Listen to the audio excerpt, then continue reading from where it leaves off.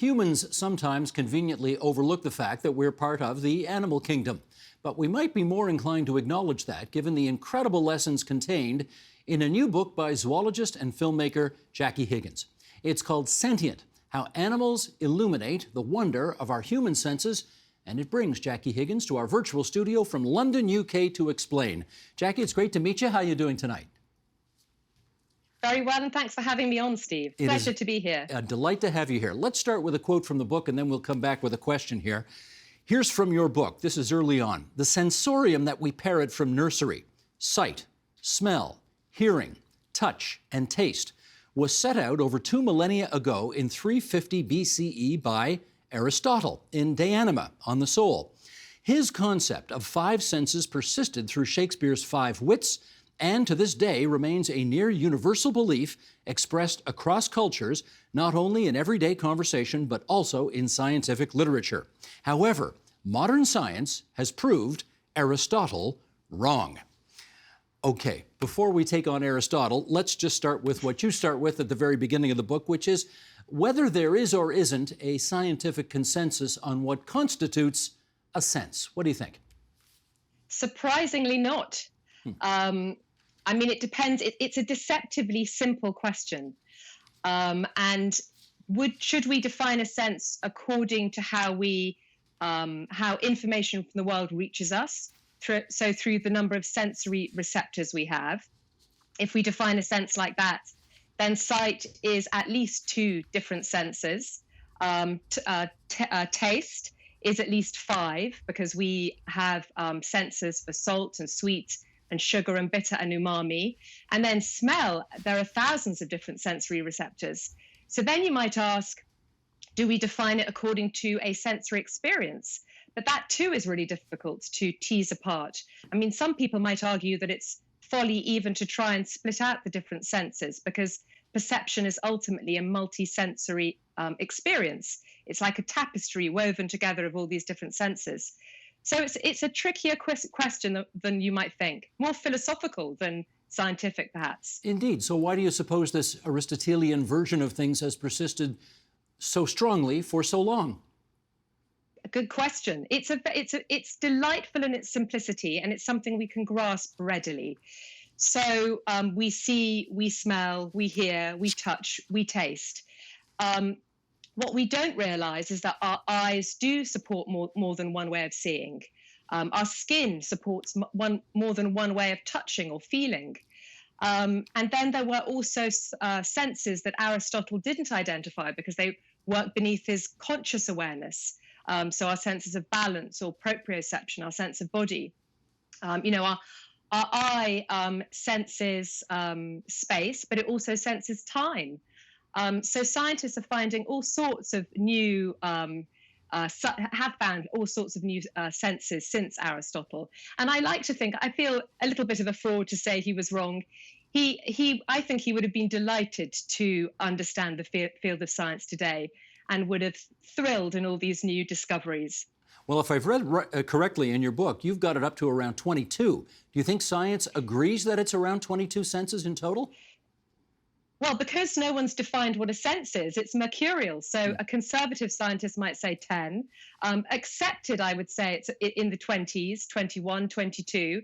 And some radical scientists say there's as many as 33 different senses served by dedicated receptors. Well, you chronicle 13 different animals in the book and what we pick up and learn from each. But, I mean, given the realities of time here, we're not going to go through all 13, but let's do one each from land, sea, and water, and then you can tell us what these animals reveal about our senses. And beyond that, you can make fun of the host, because I hadn't heard of half of these, I think. But let's start with one that I have heard of, and in fact is on the cover of your book, and that's the cheetah. You talk about a cheetah named Sarah, who can sprint faster than Usain Bolt, which is pretty fast, and speed isn't even her top strength. How is that possible? So actually, their top strength is balance. They are, when they're chasing a gazelle, you've got to remember that a gazelle turns on its heel and turns on a sixpence. And so the cheetah has got to remain on that gazelle's heels.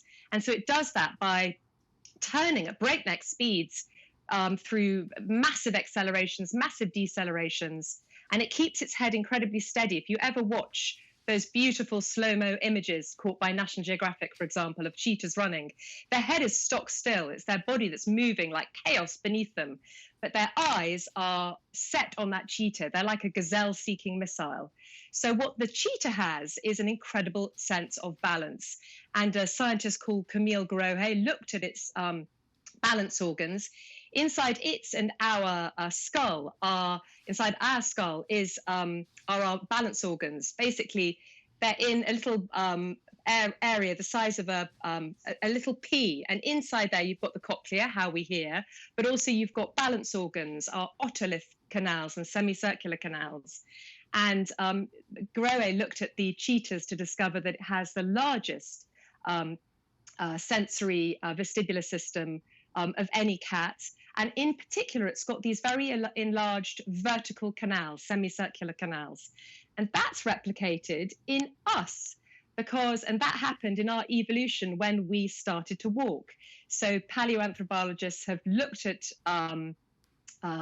our ancient ancestors, fossils, and they discovered that Homo erectus was the first species to have elongated vertical canals, because walking, you may think it's easy, but it's one of the most daring balancing acts in the animal kingdom. Each step we take is a step into the unknown. Fabulous. I have to say, we're going to get off the path for a second here, for me to say, I have never in my life heard of the expression turns on a sixpence. That is fabulous. I think we'd say over here, turns on a dime and leaves a nickel change, but I get what you meant. That was fabulous. I like that. Let's, okay, back on the path here, and here is picture number 2 of another animal that you talk about, and again, never heard of this, a spookfish, which uses a strategy that is similar to how the U.S. Navy would camouflage bomber aircraft in World War II. Okay, what does that mean? So this spookfish, this particular spookfish was, in fact, I concentrated on another spookfish, which is the four-eyed spookfish, to talk about our sense of dark. But there are some deep-sea spookfish that create bioluminescence on their bellies. And this means that when you've got a predator looking upwards, the light will camouflage it against the down light from the sunshine. And so they won't be able to see that creature swimming above. But that particular spookfish is a slightly different story, also wonderful. If you've noticed, it's transparent at the top to let as many photons into those eyes as possible. That is astonishing. Wow. Okay. Next one. A Bartailed Godwit. And again, I'm going to bet that most of the people watching or listening to this have never heard of a Bartailed Godwit, but somehow these creatures can fly for 8 straight days, covering nearly a quarter of the world's distance. How do her senses allow for such a journey? So this was an incredible story, and this bird, E7, cracked all Guinness Book of Records to do this trip. It's the longest non-stop hop, longest migration known, continual migration. And they use various senses, but the sense that I was particularly interested in is sense of direction. Because if you can imagine, they're flying from Alaska down to New Zealand, mainly over ocean, so there aren't very many landmarks to keep an eye out. And sometimes it's dark, every night it's dark, and sometimes the cloud hides the moon and the stars, so they can't rely on celestial maps for navigation. And so scientists know that these birds use a magnetic sense. They're able to sense the magnetic field. It's a compass sense, and that enables them to basically get from A to B and not get lost. And this is the only chapter in my book where, first of all, the sense organs haven't definitely been found. Lots of interesting research has been happening with these birds. Birds definitely do use magnetoreception, but what is unproven still is whether humans can also use magnetoreception and also have a sense of direction. And one scientist at Caltech is convinced that we do have this sense, and he's done some really interesting scientific experiments with tantalizing evidence suggesting that we might. Well, you've talked humans, so let's go there next. And I want to pick up the story with a blind Turkish artist that you talk about, Esref Armagan, who apparently can see through his fingertips. Now, he clearly has a disability that he has accommodated himself to, and I think we need to understand how he sees through his fingertips. Go ahead. So this is something he always said. He essentially said, because I'm feeling with my fingers. My fingers have erased my blindness. He's congenitally blind since birth. And he went to Harvard a few years ago, and his brain was scanned while he was feeling objects and then drawing them. And the scientist who was working on the data, one of the scientists, Alvaro Pascual Leon, he said to me that essentially when they looked at his brain, if you didn't know what was going on and who was inside the scanner, you'd be forgiven for thinking that this man is seeing something. Because what was happening is Eshref was using the part of our brain, which round the back of our head here, where our visual information is processed. It's called our visual cortex. And Eshref's visual cortex was activated when he was feeling and when he was drawing. So one could say he does see through his fingers. He's not got workable eyes, but the visual part of his brain is working. So it's back to that question you asked me at the beginning, how do we define a sense? If we define it according to what part of the brain is processing the information, he sees. Well, this is very evocative of another animal that you described called the Starnosed Mole, which apparently uses 22 tentacles around its bright pink nose to feel its way around. Do you see the comparisons there? Well, obviously you do. You've put it in the book, but how fabulous is that? So that little creature uses touch to navigate its underground burrows. Its eyes are next to no good. And so it sees, like Eshref, it sees the world through touch. How does that creature stay alive if it can barely see? So it's got the most incredible sense of touch. So this extraordinary sense essentially enables it to catch prey. In fact, one wonderful discovery was that Ken Catania, who studied these moles, found that they can identify, capture, and gobble up a piece of worm far quicker than a cheetah can catch its prey. So it ended up in the Guinness Book of Records as the fastest predator. Isn't that incredible? Wow. Okay, so let's bring it to today, and we do need to talk about the impact that COVID has had on all of the things that we've talked about here, because some of the scientists that you feature are trying to figure out how the pandemic has affected our capacity to smell, to taste, to touch, etc. What have they discovered so far? Well, so I've spoken to them since, and I haven't done a huge amount of research into what specific they're discovering it at the moment, what's going on. But we do know, I can tell you from my own personal experience when I caught COVID last year, as I was writing the chapter on taste, that suddenly my food tasted like kind of unappetizing dough. Chocolate, which I love, tasted sweet, only sweet and mushy. Coffee, which I also love, just tasted bitter. And so it reminded me of something that the scientists have been telling me, which is this idea that flavor is majority smell. And I hadn't lost my sense of taste. I had lost my sense of smell. And with my sense of smell, I'd lost the ability to sense flavor. So that was fascinating. And this is something that pervades our thinking throughout. I mean, Proust talked about dipping his Madeleine in a tisane and talked about he elided the sense of taste with memories, but really he was eliding the the smells, the aromas, that when he bit on that Madeleine, little molecules would travel up the back of his throat and then he would to his nose, and then he'd be able to smell it through retronasal olfaction. So smell and food are really important. One neuroscientist, Rachel Hertz, talks about the deep connection of smell to emotion, and she even says, "I smell, therefore I feel," with a nod to a certain French philosopher. Huh. So when we lost our sense of smell during COVID, we lost a lot of emotion. Food just lost its appeal, but there was a lot of emotion lost through that as well. And touch was another sense that was self-imposed. A loss of touch because we had to isolate, and children were kept home from school and not playing with their peers, or we weren't able to see our grandparents or our parents. And one of the scientists in my chapter on the vampire bat, in which I look into touch and an aspect of touch that people don't often you think of touching the world like the Starnosed Mole and being able to see, being able to grasp its topography. But there is a whole aspect to touch, which is the emotion of touch. And new senses are being found in our skin as we speak, really, or being unraveled in our skin. And they found a sensor that enables us to detect a caress. Now, the scientist, Francis McGlone, who I spoke to, said that we're only beginning to understand this aspect of touch. And he thinks that it is the Higgs boson of the social brain, that touch is so fundamentally important that he is worried about the lack of touch that we experienced during COVID. We know that touch makes us feel happy and it releases endorphins and oxytocin. And it basically triggers a reward system. And if those reward systems aren't triggered, people tend to look for other ways to trigger them, drink and drugs or other things.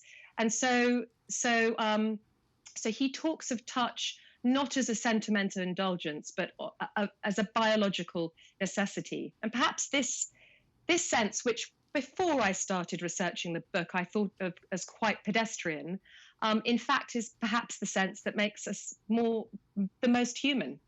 Fascinating. I suspect we both know lots of people who lost their senses of smell and taste during COVID, and it has not come back for them. How about in your case? Has it all come back? Thankfully, it has come back. I'm very glad. After about six weeks, 2 months, it came back, and coffee tastes good again.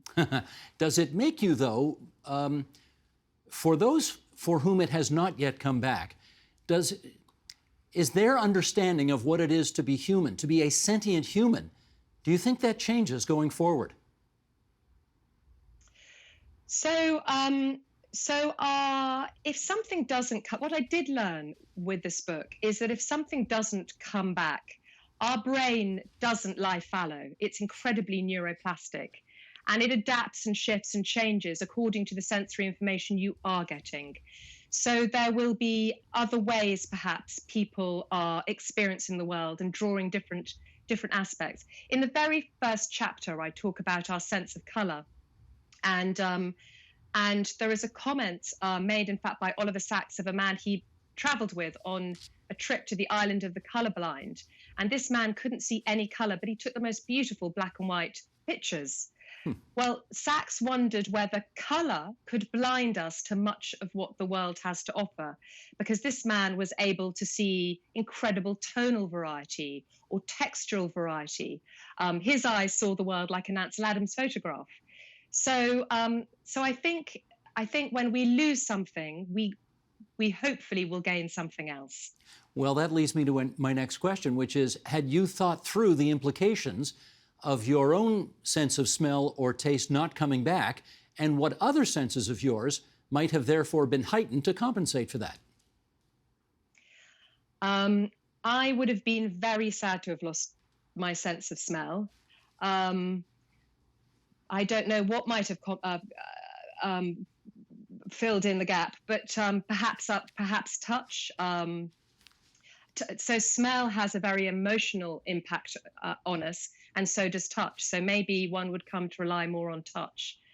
I mean, what's interesting with all these senses, and as we understand them and the importance and what they do for us, is I begin to get quite skeptical of things like the metaverse. I mean, we do need these, we do gain a lot from these senses. I'm not quite answering your question. I don't know what would replace my loss of smell. No, it's an indication I feel for those who have. Right, it's an indication for you of how significant this was for you, that you kind of can't imagine life without it.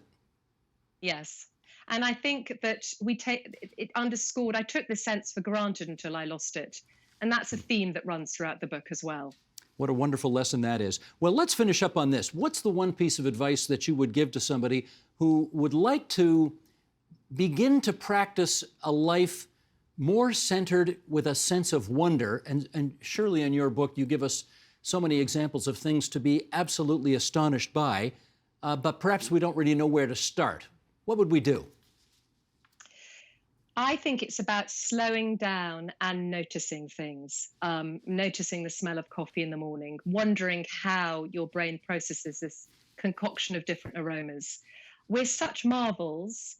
But we're running around the whole time, racing around, not noticing. And I think if we give ourselves a moment quietly to sit down and question how it is that we are like we are, then the wonder begins to open up and we begin to unpick ourselves and realize how extraordinary we are.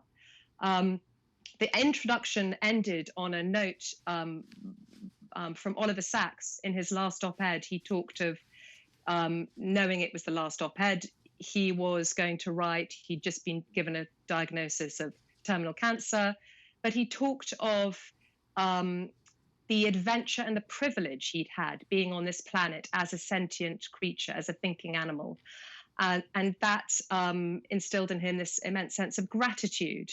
And those words were resonated deeply with me. And I had them above my computer all the time, thinking, because what I really want for this book to do, or for someone to do having read this book, is to feel the gratitude, because we are extraordinary. And just being sentient in itself is an adventure and a privilege.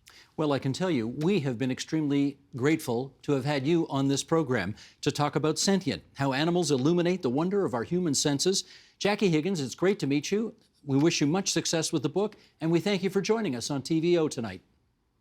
Thank you so much for having me, Steve. I've enjoyed our conversation. The Agenda with Steve Paikin is made possible through generous philanthropic contributions from viewers like you.